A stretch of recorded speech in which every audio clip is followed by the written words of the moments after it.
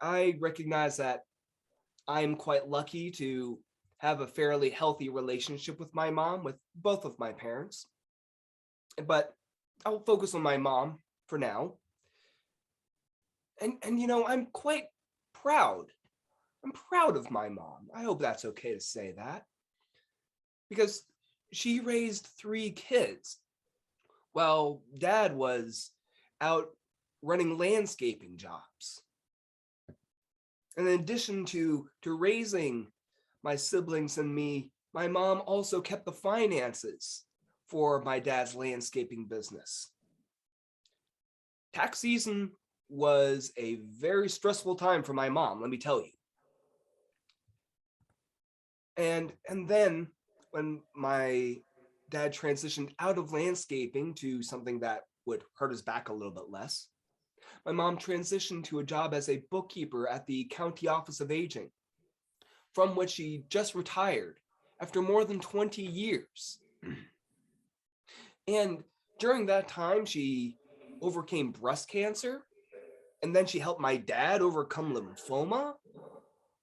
Remembering all these accomplishments convinces me that my mom surely has a place among the multitude too many to count that have come through the great ordeal.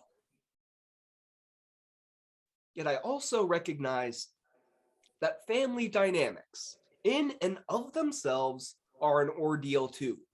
Can I get an amen? I love my mom and I love my dad, and I disagree with them on a large number of things. We began diverging politically and socially when I was in college. Then once I finished my undergraduate degree, my very rural parents were absolutely aghast that I was assigned to be a missionary in Chicago. And then my parents were further befuddled, and I decided to stay there for seminary. Honestly, that begins a list of ordeals that my parents and I continue to work through as an extended family. Friends, I invite you on this Mother's Day, and more broadly speaking, this Christian Family Day, to reflect on the ordeals that you have come out of with the help of your family, or maybe you went through it because of your family and are still in need of coming out of it. Take some time to reflect at this time. But let's also recognize that there is some tension between talking about family by kinship and the family of Christ. Like we just sang about, Jesus famously and controversially declared, "Who is my mother and my brothers and my sisters?" Why these?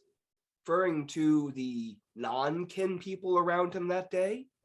These who do God's will are my mother and my brothers and my sisters.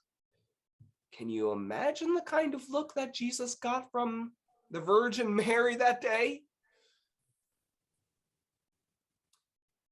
And then also, in John the Revelator's vision about the innumerable multitude who passed through the ordeal, well, the ordeal was most likely understood by John's first century audience to be victims and martyrs of persecution for following the way of Jesus, not necessarily the difficulties of family.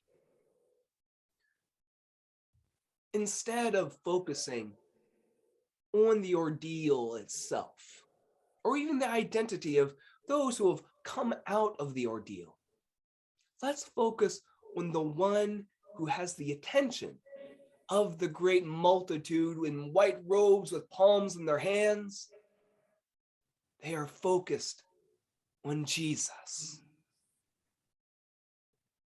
They declare that salvation belongs to the one on the throne and to the Lamb. Yet so often, we confuse other things with salvation through Jesus. We confuse the nation with the salvation through Jesus. You know, this national project throughout the centuries has been confused with the great salvation of Christ so many times. Clearly, tyrannical governments like Nazi Germany or the atheist Soviet Union, they come to mind as folks who have abused this thought of salvation with their own projects. Yeah, let's remember that Canada and the United States both committed genocide against indigenous people in the name of the national project. Let's not confuse the nation with Jesus' saving work. We love the church, but we often confuse institutional church with salvation through Jesus. As much as it pains me, we have to admit that there were absolutely horrid abuses by priests and pastors and other church staff in Roman Catholic Church and Protestant churches and other kinds of churches, abuses that have been covered up to save the reputation of the church. Confusing again institutional church for Jesus. We also confuse our individual effort for salvation. That might be earning more money, or gaining political power, or even sexual pleasure at the cost of others. We confuse those things for Jesus. And I would be amiss if I left out on this Christian Family Day that we confuse family for Jesus. I've heard folks say to me, "Pastor, family is everything to me." Well, if that's true, why is it that Philip Larkin poem continues to hit so hard? Maybe you remember this one. I'm going to paraphrase just a little bit. They mess you up, your mom and dad. They may not mean to, but they do. You can find the rest of the poem someplace else and see what word Philip Larkin actually uses. Friends, we must recognize that salvation belongs to God and Jesus Christ, and we must share that good news with others. God gave the vision of the vast multitude to John of Patmos to give hope to people who are still going through the great ordeal. So friends, we must share the good news of Jesus with people who are impacted by the continuing atrocities of the war in Ukraine. And we must share the good news of Jesus with people who have been harmed by the institutional church, while at the same time not expecting them to necessarily join the institutional church. We must share the good news of Jesus Christ with people who are racked with fear and anxiety about the possibility of Roe v. Wade abortion rights being repealed in the United States. Though again, we should talk about that with great care and context, especially on this Mother's Day. We must share the good news of Jesus with people who've experienced abuse from family members.